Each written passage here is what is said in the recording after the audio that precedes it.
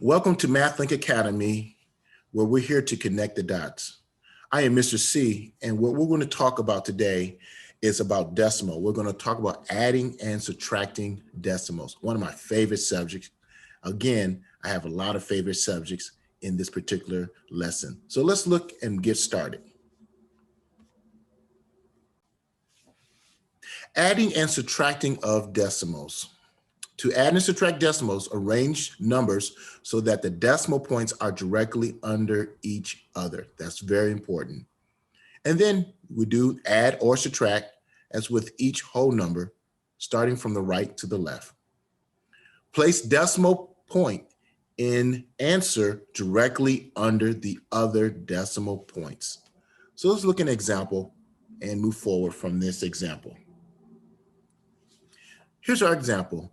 We're adding these particular numbers. In this case, we have 5 numbers and we want to add them and they're all our decimals. So let's go to our whiteboard and show you how we can do that. Now here's our example that we saw earlier. And notice I put these numbers vertically and notice that the decimals, I lined them up. So where the decimals are, line them up. And then make sure your place values or your numbers are the same. Now, I want you to notice the last number. The last number we had was 23. And we know the decimal value for 23 or the decimal location will be right there.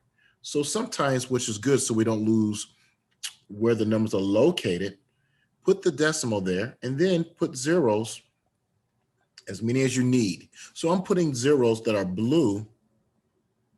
So I make sure it's lined up where we first lined the decimals to get our addition problem set up.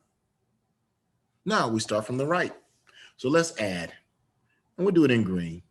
So in this case, we have 8, and now we go to the next column. We have, and it just doesn't order that doesn't matter as far as adding. So I'll do the 9 plus 7, which is 16 plus 2 is 18. Carry the 1.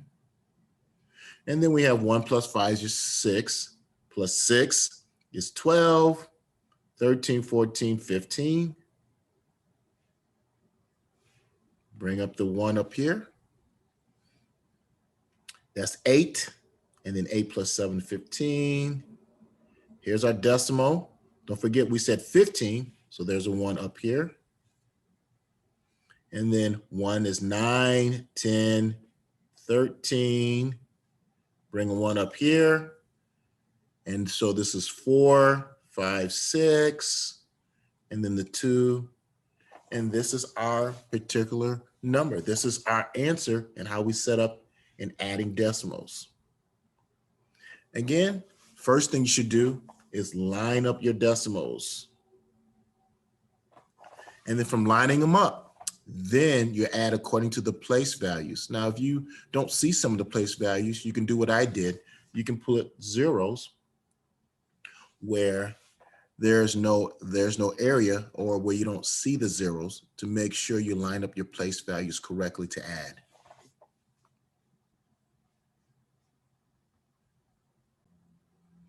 Now let's look at a subtraction problem. So this is our subtraction problem. And now what we're going to do, we'll go to a whiteboard and show you how to subtract decimals. So here's our problem. And notice the first thing I did was I lined up my decimals and then put the numbers in the right place values accordingly to the right and also to the left of the decimal. Okay. Now, what I'm going to do, I'm actually going to add some zeros above the 6 and the 8 because we want to use that because we're going to have to borrow from the 6 to make sure we subtract correctly. So let's get started. Again, since the top number here is 0, we need to have that bigger than 8. So how we can do that? We're going to have to borrow from the next place value, which that's also 0, which means we're going to borrow from the next place value, which is this 6, which is a value that we have. So let's do that in this case. So this is how we'll do it. We're going to take 1 from 6, which is 5, and this number becomes 10. Now, we're going to take 1 from 10, which is 9. I'm going to put X there, so I know that's 9. And this value over here becomes 10.